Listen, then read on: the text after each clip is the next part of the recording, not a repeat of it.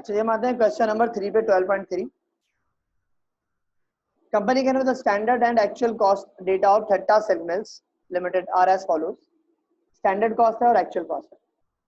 Direct material है 20,000 units at the rate of 4 और actual है 19,600 units at the rate of ₹3.5। Labour पे आते हैं 10,000 आवर्स हैं। स्टैंडर्ड के रेट है 6 रुपीज और एक्चुअल है 12,000 आवर्स, रेट है 6.5। A required a material price variance, material quantity variance, labor rate variance, labor time variance. B a journal entries to record the above information and to close the variance account. पहले निकालते हैं material price variance. तो material price variance का formula होता है actual price minus standard price multiply by actual quantity. तो आते हैं फार्मूले की तरफ। Material price variance, material price variance is equal to, तो भाई एक्चुअल प्राइस कितना है मेरे पास? एक्चुअल प्राइस है 3.5, ये हो गया 3.5 माइनस स्टैंडर्ड कितना है मेरे पास 4, यहाँ लिख दिया मैंने 4। एक्चुअल क्वांटिटी कितनी है मेरे पास? 19,600, यहाँ लिख दी मैंने 19,600। ठीक है जी। Material price variance is equal to, यहाँ जाएगा 0.5 मल्टीप्लाई बाय 19,600। तो मटेरियल प्राइस वेरिएंस की वैल्यू आ जाएगी, ठीक है ना। मटेरियल प्राइस वेरिएंस की वैल्यू आ जाएगी आपके पास 9,800। कितनी आ जाएगी? 9,800 आ जाएगा मटेरियल प्राइस वेरिएंस। चूंकि एक्चुअल कम है इसलिए आंसर क्या आएगा? फेवरेबल। अगर एक्चुअल ज्यादा होता तो आंसर क्या आता? अनफेवरेबल आ जाता। तो यहाँ मटेरियल प्राइस वेरिएंस क्या आ गया मेरे पास? फेवरेबल आ गया। ठीक है, होगी पहली रिक्वायरमेंट। दूसरी क्या है? Material quantity variance. क्या है दूसरी? Material quantity variance. इसका फॉर्मूला क्या है? मटेरियल क्वांटिटी वेरिएंस का actual quantity minus standard quantity multiply by standard price. तो भाई material quantity variance is equal to, actual quantity कितनी है हमारे पास? एक्चुअल है मेरे पास 19,600 और स्टैंडर्ड है 20,000। तो यहाँ लिखा मैंने 19,600 minus 20,000 multiply by standard price. तो भाई स्टैंडर्ड प्राइस कितनी है? 4, यहाँ लिखा मैंने कितना? 4। तो इधर आएंगे material quantity variance is equal to 19,600 minus 20,000 कितना आ जाएगा? 400 मल्टीप्लाई बाय 4। ये कितना हो जाएगा? Material quantity variance is equal to कितना हो जाएगा? ये 1600। अब चूंकि एक्चुअल कम है, स्टैंडर्ड ज्यादा है, इसलिए आंसर क्या आएगा? फेवरेबल। ठीक है, हो गया हमारे पास मटेरियल प्राइस और मटेरियल क्वांटिटी वेरिएंस। अब आते हैं नेक्स्ट रिक्वायर्ड क्या है मेरे पास? लेबर रेट वेरिएंस, जिसे लेबर वेज वेरिएंस भी कहते हैं। तो यहाँ लेबर रेट वेरिएंस है इसलिए हम इसको लिखेंगे लेबर रेट वेरिएंस। ठीक है जी। इसका फॉर्मूला क्या होता है? Actual rate minus standard rate multiply by actual hours. क्या फॉर्मूला होता है? Actual rate minus standard rate multiply by actual hours. Labour rate variance is equal to, तो भाई एक्चुअल रेट कितना है मेरे पास? एक्चुअल रेट है मेरे पास 6.5, यहाँ लिखा मैंने 6.5 माइनस स्टैंडर्ड रेट कितना है मेरे पास? 6, तो यहाँ लिखा मैंने 6 multiply by actual hours. Actual hours कितना है मेरे पास? 12,000। ठीक है जी, यहाँ लिखूंगा मैं 12,000। ठीक है ना जी, या गया। तो आते हैं labour rate variance is equal to 0.5 multiply by 12,000। कितना हो जाएगा labour rate variance? Is equal to 6,000। ठीक है, अब चूंकि एक्चुअल ज्यादा है इसके आंसर क्या आएगा? अनफेवरेबल। क्या आ जाएगा आंसर? अनफेवरेबल आ जाएगा। यह आ गया लेबर रेट वेरिएंस। अब आते हैं लेबर टाइम या लेबर एफिशिएंसी वेरिएंस। यहाँ क्या लिखा हुआ है? Labour time variance. टाइम से लिखा हुआ है तो यहाँ टाइम लिखेंगे, वरना लेबर एफिशिएंसी वेरिएंस भी कहलाता है टाइम वेरिएंस। जो वर्डिंग यूज है वही वर्डिंग यूज करते हैं, लेबर टाइम वेरिएंस। इसका फॉर्मूला क्या होता है हमारे पास? Actual hours minus standard hours multiply by standard rate. तो labour time variance is equal to actual hours कितना है मेरे पास? 12,000, मैंने यहाँ कॉपी किया 12,000, माइनस स्टैंडर्ड आवर्स कितना है मेरे पास? 10,000, यहाँ लिखा मैंने 10,000, मल्टीप्लाई बाय स्टैंडर्ड रेट कितना है मेरे पास? 6 है, यहाँ लिखा मैंने 6। ठीक है, labour time variance is equal to 2000 multiply by 6। कितना हो जाएगा? Labour time variance is equal to 12,000। अब चूंकि एक्चुअल ज्यादा है इसलिए आंसर क्या आएगा? अनफेवरेबल। स्टैंडर्ड ज्यादा होता है आंसर क्या आता है? फेवरेबल। अब एक्चुअल ज्यादा है इसलिए आंसर क्या आएगा? अनफेवरेबल आएगा। क्या आएगा? अनफेवरेबल। ठीक है जी, ओके भाई। अब बढ़ते हैं आगे। ये हो गया labour rate, labour time variance, ये हो गई हमारी दोनों रिक्वायरमेंट। फिर बी करके जर्नल जनरलिटी to record the above information and to close the variance account, यानी जनरलिटीज बनानी है मुझे। तो भाई पहले होता है बस वर्क इन प्रोसेस डेबिट, ये नीचे बन जाएगा यहाँ पर। इधर लिया था मैंने, रिकॉर्डिंग स्टार्ट वर्किंग की है। कंपनी का नेम क्या है? ठट्टा सिल्क मिल्स, ठट्टा सिल्क मिल्स। क्या बना रहा हूँ? Journal general. डेट कुछ मेंशन है? कोई डेट मेंशन नहीं है, तो नंबर डलेगा 1। यहाँ लिखूंगा मैं work in process material, debit हो जाएगा, सही है ना। और उसके बाद मटेरियल प्राइस और क्वांटिटी वेरिएंस दोनों क्या आ रहे हैं? फेवरेबल आ रहे हैं। दोनों क्या आ रहे हैं मेरे पास? फेवरेबल आ रहे हैं। ठीक है जी, ये दोनों आ रहे हैं मेरे पास favourable.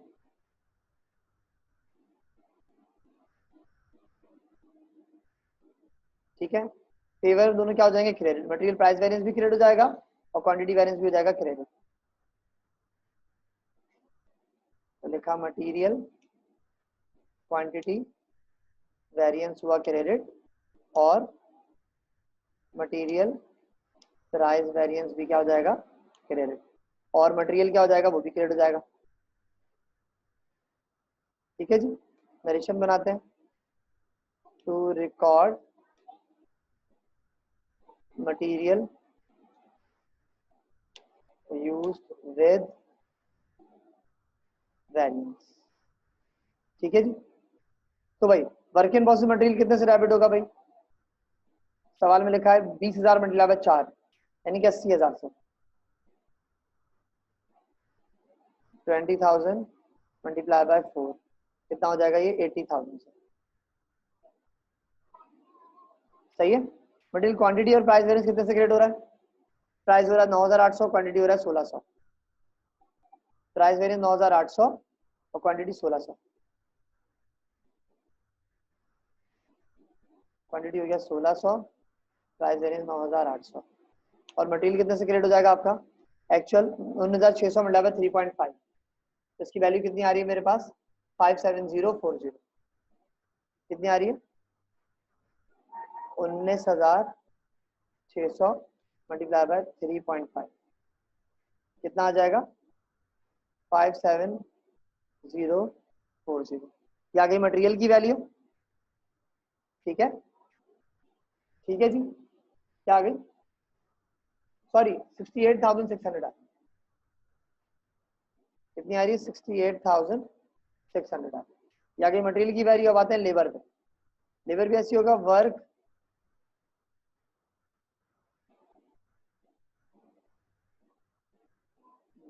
In process labour, debit हो जाएगा। ठीक है, और उसके बाद वैल्यू कितनी आएगी इसकी? ये लिखा हुआ है 10,000 इंटू 6, यानी कि 60,000। स्टैंडर्ड कॉस्ट 10,000 मल्टीप्लाई बाय 6 कितना हो जाएगा? ये 60,000 से आपका वर्क इन प्रोसेस लेबर हो गया डेबिट। अब ऊपर की वैल्यू पे आते हैं। लेबर रेट कितना है, अनफेवरेबल 6000, लेबर रेट वेरिएंस, तो ये क्या हो जाएगा, लेबर रेट वेरिएंस अनफेवरेबल है तो क्या हो जाएगा, डेबिट, लेबर रेट वेरिएंस 6000 से हो गया डेबिट। और क्या इसके बाद फिर लेबर टाइम वेरिएंस, ये भी क्या अनफेवरेबल है, 12000 से हो जाएगा डेबिट, या मैंने कर दिया इसको 12000 से डेबिट कर दूंगा। और एक्रूड पेरोल क्या हो जाएगा, क्रेडिट हो जाएगा। Narration to record direct labour use with variance, कितना आ रही है, 78,000। ठीक है जी, ये होगी लेबर की एंट्री, मटेरियल की एंट्री। फिर कह रहा है क्लोज करो सारे वेरिएंस को, थर्ड रिक्वायर्ड है, क्या करना है, क्लोज। तो मटेरियल क्वांटिटी क्रेडिट है, यहाँ डेबिट करेंगे,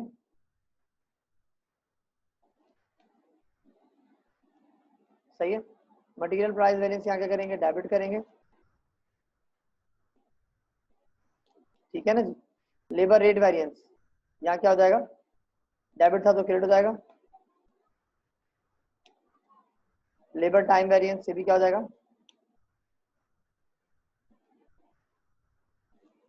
क्रेडिट हो जाएगा। Narration to close variances, to close material and labour variances, ठीक है जी। तो मटेरियल क्वांटिटी में क्रेडिट है, यहाँ हो जाएगा डेबिट कितने से, 1600 से, राइट। और ये हो जाएगा 9800 से। और लेबर रेट वेरिएंस कितना आ रहा है आपके पास, 6000 से हो रहा है, डेबिट यहाँ क्रेडिट, और 12000 से यहाँ क्रेडिट हो रहा है। दोनों के डिफरेंस से कॉस्ट ऑफ गुड्स सोल्ड आ जाती है, तो बीच की लाइन छोड़ते हैं बीच में दोनों में, तो दोनों का डिफरेंस है कॉस्ट ऑफ गुड्स सोल्ड को एडजस्ट करेंगे, ठीक है ना जी। कॉस्ट ऑफ गुड्स सोल्ड, तो क्रेडिट साइड बन रहा है 18000, डेबिट बन रहा है कुछ 10,000, एक मिनट 11,400, तो डेबिट साइड कम आ रहा है तो कॉस्ट ऑफ गुड्स सोल्ड हो जाएगा डेबिट। अगर क्रेडिट कम आता तो कॉस्ट ऑफ गुड्स सोल्ड क्या हो जाता, क्रेडिट। कितने सारे कॉस्ट ऑफ गुड्स सोल्ड, 6600 से, तो यहाँ लिखा मैंने 6600, क्या आगे कॉस्ट ऑफ गुड्स सोल्ड हो गई डेबिट, ठीक है। यहाँ तो हो गया हमारा ए पार्ट। अब आते हैं बी पार्ट की तरफ। अच्छा जब बी पे आते हैं, बी में क्या कह रहा है, पहली रिक्वायरमेंट, बी की पहली number 1, determine the actual FOH. Heading डालूं कंप्यूटेशन, बी का 1 है, कंप्यूटेशन ऑफ एक्चुअल एफओएच, ठीक है जी। ये बी का 1 से नीचे लिख दूं, बुरा लग रहा है यहाँ पे। अच्छा जी, तो पहले लिखेंगे स्टैंडर्ड एफओएच, कितना 80,000, तो यहाँ लिखा मैंने स्टैंडर्ड एफओएच कॉस्ट, कितना आपके पास स्टैंडर्ड एफओएच 80,000। अनफेवरेबल वेरिएंस होगा ऐड, 8000 है, वॉल्यूम वेरिएंस अनफेवरेबल है, हो जाएगा ऐड, तो add volume. Volume variance basically factory rate का एक वेरिएंस होता है, उसका नाम होता है। अनफेवरेबल है, हमने क्या कर दिया, इसको ऐड कर दिया। वैल्यू कितनी है, 8000 है, ये हो गया ऐड। और लेस करेंगे अनफेवरेबल वेरिएंस, यानी कंट्रोलेबल वेरिएंस क्या आपके पास, फेवरेबल,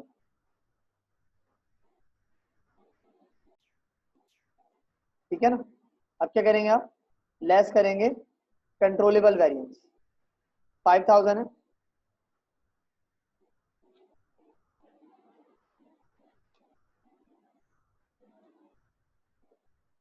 वेरिएंस क्या है, फेवरेबल है, ये क्या हो जाएगा लेस।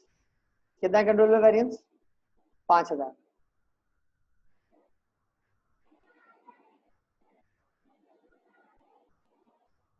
ठीक है ना जी, हो जाएगा लेस।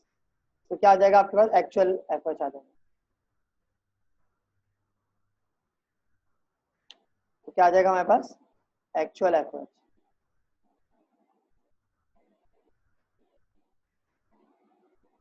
एक्चुअल एफर्ट कितना आ गया, 80 + 8 88, 88 - 5 कितना हो जाएगा, 83,000 हमारे पास आ जाएगा एक्चुअल एफर्ट।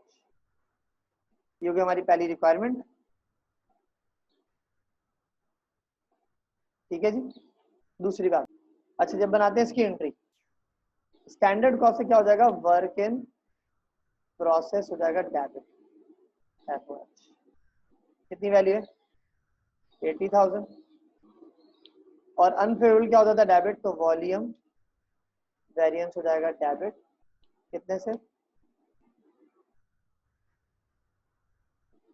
8,000 से। और